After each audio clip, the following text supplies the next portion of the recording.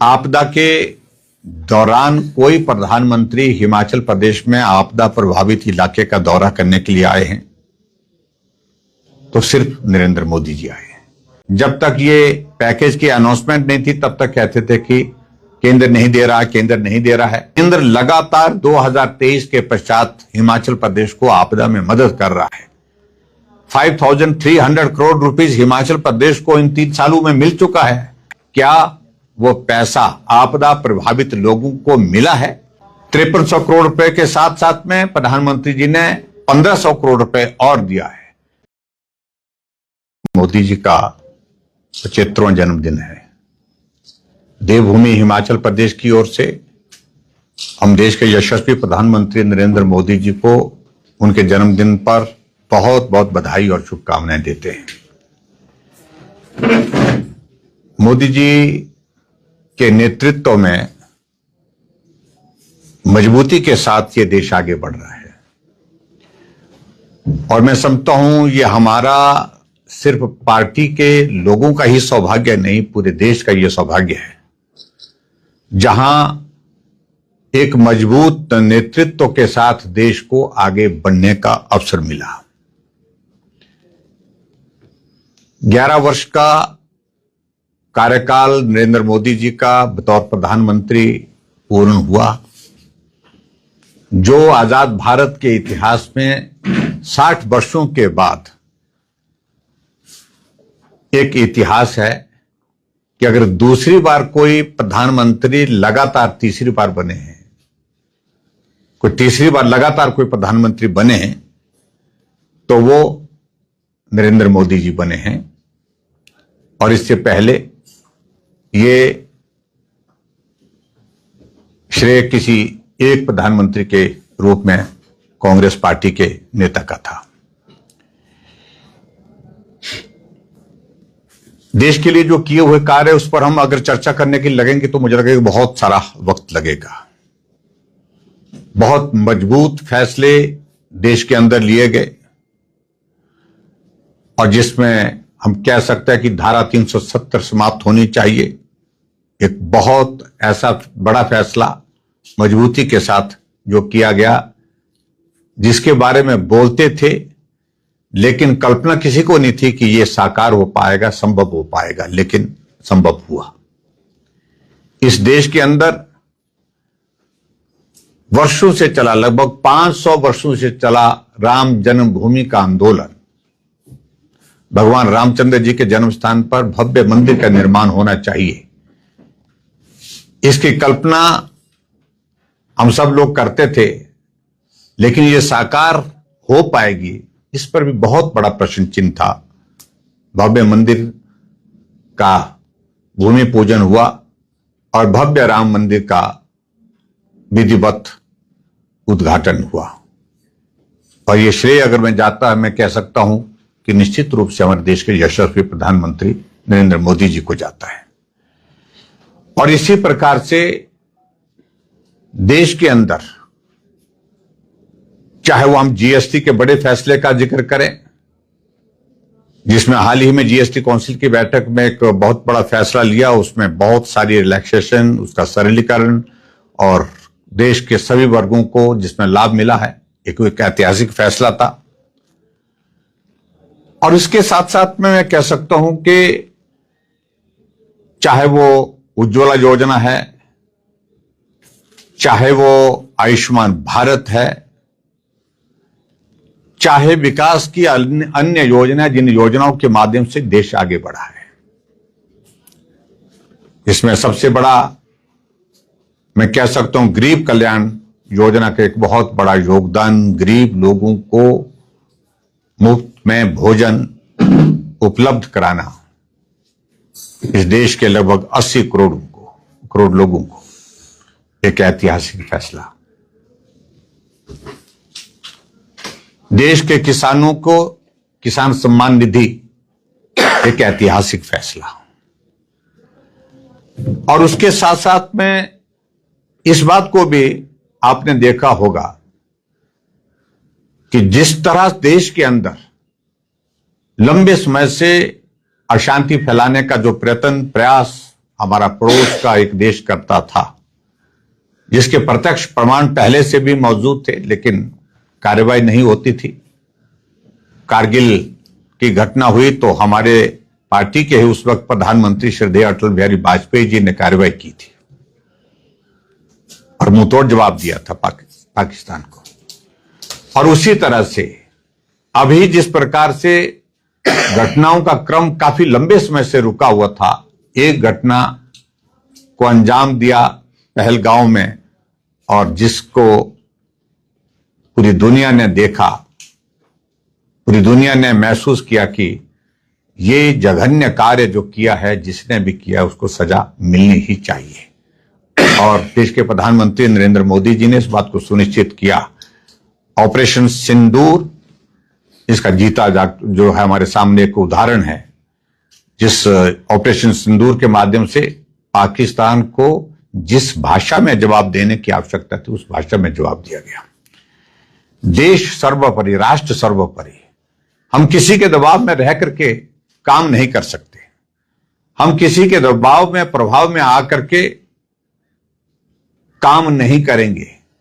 ये एक बहुत बड़ा संदेश, जिस प्रकार से आजकल आप देख रहे हैं इंटरनेशनल पॉलिसीज, पर्टिकुलरली जो पूरे देश भर में, जो दुनिया भर में जो बहुत अलग उथल पुथल के दौर में से गुजर रही है, उस दौर में नरेंद्र मोदी जी ने बहुत मजबूती से संदेश दिया, जो मर्जी हो लेकिन भारत स्वाभिमान के साथ खड़ा रहेगा, स्वाभिमान के साथ आगे बढ़ेगा, किसी के दबाव में आकर के इस देश की विकास यात्रा को रुकने नहीं देंगे। मैं आज के इस अवसर पर खासतौर से नरेंद्र मोदी जी को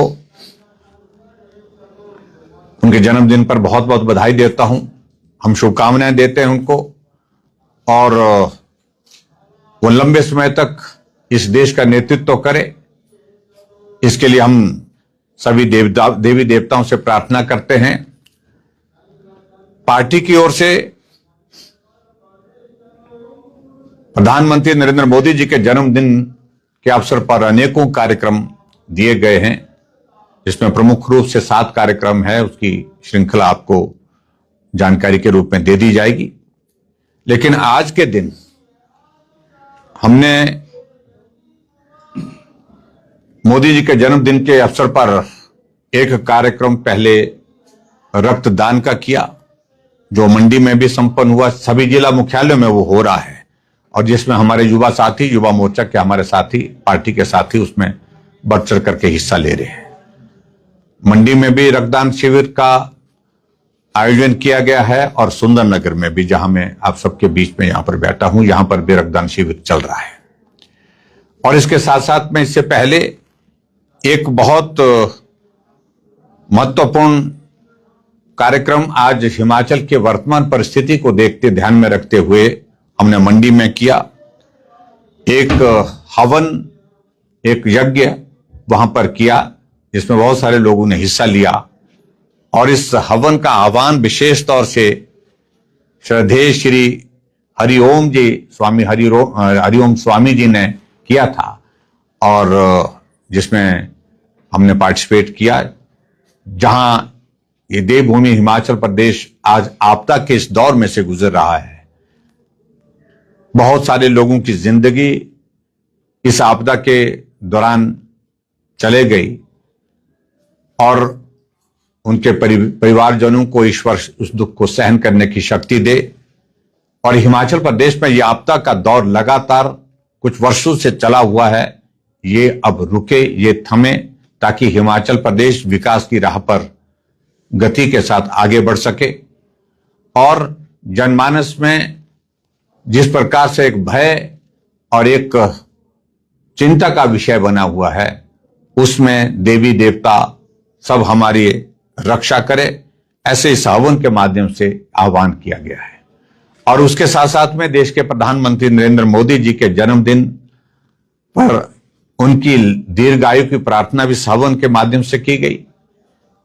वो स्वस्थ रहें, सकुशल होकर के लंबे समय तक इस देश का नेतृत्व करते रहें, हम सबका नेतृत्व करते हैं, ऐसी भी इस सावन के माध्यम से कामना की गई है, प्रार्थना की गई है। मैं इस बात को जरूर कहना चाहता हूं कि आगामी एक कार्यक्रम, हमारा विशेष कार्यक्रम अभी 21 तारीख को आयोजित होने वाला है, जिसको हमारे युवा साथी, युवा मोर्चा के साथी प्रमुख रूप से उसका आयोजन कर रहे हैं, नमो युवा रन। और ये कार्यक्रम हिमाचल प्रदेश में भी शिमला में किया जाएगा, जिसमें प्रधानमंत्री नरेंद्र मोदी जी के जन्मदिन के इस अवसर के साथ साथ में हम आने वाले समय के लिए नौजवानों के बीच में एक संदेश दे सकें कि युवा नशे को ना कहें, जीवन को हां कहें और नशे के खिलाफ इस देश की समृद्धि के लिए, देश की ऊर्जा उस काम में लगे, युवाओं की ऊर्जा उस काम में लगे, उस बात को सुनिश्चित करने के लिए एक मैराथन जो है वो रखी गई है, उसका भी आयोजन किया जाएगा। इस प्रकार से अलग अलग कार्यक्रम, आज हमारा पार्टी का संगठन हिमाचल प्रदेश का प्रदेश, जिला और मंडल स्तर का बन चुका है और आज जिले की बैठक भी आज सुंदरनगर में यहां पर आयोजित की गई है। जिला के पदाधिकारी, जिला की कार्यकारिणी के सभी सदस्यों के साथ आज मिलना होगा और नए दायित्वों के साथ वो आने वाले समय में पार्टी को मजबूत करने के लिए काम करें। इस बात के लिए ये बैठकों का आयोजन यहां पर किया गया है और इस बैठक में हमारे पार्टी के सभी प्रमुख नेता जो यहां पर बैठे हैं, सब लोग उसमें रहने वाले हैं और आने वाले समय में चुनौतियों का सामना करने के लिए भारतीय जनता पार्टी पूर्ण रूप से तैयार है। धन्यवाद। सर, ये राहत पैकेज जो केंद्र ने दिया है ना, इसको लेकर लगातार कहा जा रहा है सरकार और कांग्रेस के नेताओं के द्वारा कि ये नाकाफी है। देखिए, सबसे पहले तो मैं एक बात कहना चाहूंगा कि जब से हिमाचल अस्तित्व में आए, आपदा के दौरान कोई प्रधानमंत्री हिमाचल प्रदेश में आपदा प्रभावित इलाके का दौरा करने के लिए आए हैं तो सिर्फ नरेंद्र मोदी जी आए हैं। आपदा के दौरान हिमाचल प्रदेश में आकर के मदद का ऐलान किया, पैकेज का ऐलान किया, वो नरेंद्र मोदी जी हैं। 1500 करोड़ रुपए का ऐलान करना आपदा के बीच में, आपदा प्रभावित लोगों से मिलकर के बात करना, उनकी भावनाओं को साझा करना, तो मुझे लगता है कि अपने आप एक बहुत बड़ा ऐतिहासिक काम है। और दूसरी बात मैं ये भी कहना चाहता हूं कि कांग्रेस पार्टी के कुछ नेता बार बार इस बात को लेकर के प्रचार करने की कोशिश कर रहे हैं। जब तक ये पैकेज की अनाउंसमेंट नहीं थी तब तक कहते थे कि केंद्र नहीं दे रहा, केंद्र नहीं दे रहा है, जबकि केंद्र लगातार 2023 के पश्चात हिमाचल प्रदेश को आपदा में मदद कर रहा है। 5300 करोड़ रुपीस हिमाचल प्रदेश को इन 3 सालों में मिल चुका है, डिजास्टर का, एनडीआरएफ और एसडीआरएफ का पैसा। लेकिन आज प्रश्न अगर पूछने का है, मुझे लगता है कि प्रश्न पूछने का यह बनता है, क्या वो पैसा आपदा प्रभावित लोगों को मिला है? क्या पात्र व्यक्तियों तक वो पैसा पहुंचा है? इस पर बहुत सारे प्रश्न खड़े हैं। 5300 करोड़ रुपए के साथ साथ में प्रधानमंत्री जी ने 1500 करोड़ रुपए और दिया है और हम कह रहे हैं कि कम से कम अब इस बात को प्रदेश सरकार सुनिश्चित करे कि ये पैसा सरकार चलाने के लिए खर्च न किया जाए, ये पैसा आपदा प्रभावित लोगों की मदद पर खर्च किया जाए। जिनका घर चला गया है, जिनका परिवार का कोई सदस्य चला गया है, जिनकी जमीन चले गई है, जिनकी गौशाला चले गई है, उनको मदद होनी चाहिए। और इसलिए मुझे लगता है कि उनकी इस सारी बात का कोई औचित्य नहीं है। मदद है और मदद बड़ी मिली है। पहली बार हिमाचल प्रदेश को इतनी मदद मिली है, उनको धन्यवाद करना चाहिए। सर, लगातार बोला जा रहा है कि 1500 करोड़ है, एक स्पेशल पैकेज होना चाहिए, किसी मदद के अंदर नहीं आना चाहिए सर। देखिए, वो केंद्र के हाथों को नहीं बांध सकते हैं। केंद्र पैसा दे रहा है, केंद्र अपने हिसाब से तय करेगा। लेकिन कुल मिलाकर के जो मुझे जानकारी मिली है, ये अनटाइड ग्रांट है। ये इस प्रकार से जो डिपार्टमेंट को जो पैसा आता है वो अलग से आता है, आएगा। आपसे बोलेगा स्पेसिफिक राज के लिए, मंडी के लिए पैकेज होना चाहिए। नहीं, स्वराज के लिए नहीं। देखिए, मैं कहा इफेक्टेड एरिया स्पेसिफिक प्रोजेक्ट, आप कॉन्सेप्ट को समझिए। अगर चंबा में नुकसान हुआ है, चंबा में जिस चीज का नुकसान हुआ उसकी भरपाई के लिए पैसा वहां होना चाहिए। अगर कुल्लू में नुकसान हुआ है, किसी रोड इंफ्रास्ट्रक्चर को डैमेज हुआ तो उसको रिस्टोर करने के लिए वहां की डीपीआर बन करके उसके लिए पैसा, वर्ड्स पैसे अगर इफेक्ट हुई है तो उसके लिए पैसा मिलना चाहिए। हो क्या रहा है, केंद्र से जो पैसा आ रहा है वो प्रदेश की सरकार चलाने में खर्च किया जा रहा है, मंत्रियों की गाड़ियों को चलाने के लिए खर्च किया जा रहा है, कर्मचारियों की सैलरी पर खर्च किया जा रहा है।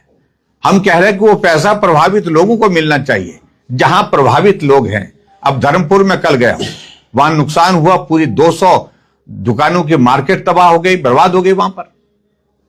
तो उनको मदद मिलनी चाहिए कि नहीं मिलनी चाहिए? तो इफेक्टेड एरिया स्पेसिफिक प्रोजेक्ट का कॉन्सेप्ट वो है, जहां नुकसान हुआ है वहां भरपाई करना। सर, नेशनल हाईवे मंत्री हमारे नितिन गडकरी ने बोला है कि जो डीपीआर बनती है वो ऑनलाइन देखते हैं, वही बना रहे हैं। तो नहीं, देखिए, उनका अनुभव बहुत ज्यादा है, उनने अनुभव के हिसाब से जो बात कही होगी वो मुझे लगता है कि एनएचआई के अधिकारियों को, डिपार्टमेंट के लोगों को निश्चित रूप से सोचना चाहिए, विचार करना चाहिए। सर, पूरा हिमाचल घूम लिया सर आपने आपदा को लेकर के सर, तो क्या लगता है सर अभी तक आपको, क्योंकि जून महीने से हमारे यहाँ पर आपदा शुरू हुई है, पूरे प्रदेश की बात की है, तो क्या लगता है सर अभी तक क्या वहां पर सरकार कर पाई है? वहां पर देखिए, आपदा के कारण नुकसान तो बहुत ज्यादा हुआ, इसमें दुराई नहीं है, और नुकसान हर साल हो रहा है। लेकिन प्रदेश सरकार की रिस्पॉन्सिबिलिटी जो है वो आपदा से प्रभावित इलाके को फिर से खड़ा करना। सड़कें टूटी हैं तो सड़कों को बनाना, पुल टूटे हैं तो पुल बनाना, वाटर सप्लाई स्कीम टूटी हैं तो उनको रिस्टोर करना। लेकिन 3 वर्ष पहले जो डैमेज हुआ है, अभी तक उस डैमेज के चलते जो स्कीमें इफेक्ट हुई है, चाहे रोड्स, चाहे वो वाटर सप्लाई स्कीम है, चाहे पावर सप्लाई है, अभी तक पूर्ण रूप से हो नहीं पाई है। तो ये रिस्पॉन्सिबिलिटी स्टेट गवर्नमेंट की है, जिम्मेवारी प्रदेश सरकार की है। तो इसलिए नुकसान बहुत ज्यादा, इसमें दो राय नहीं। और आने वाले समय के लिए हमारे लिए चिंता का विषय है, अगर इस तरह से आपदा की ये दौर हर साल चलता रहेगा तो हिमाचल कहां जाएगा मालूम नहीं पड़ रहा, चिंता का विषय ही है। Thank you. हिमाचल के मोदी जी प्रभारी थे, तो कुछ अनुभव आपका कुछ खास उनके? देखिए, अनुभव की बातें बहुत लंबी है, वो हम आपसे साझा करेंगे, वो बहुत लंबी कहानी है।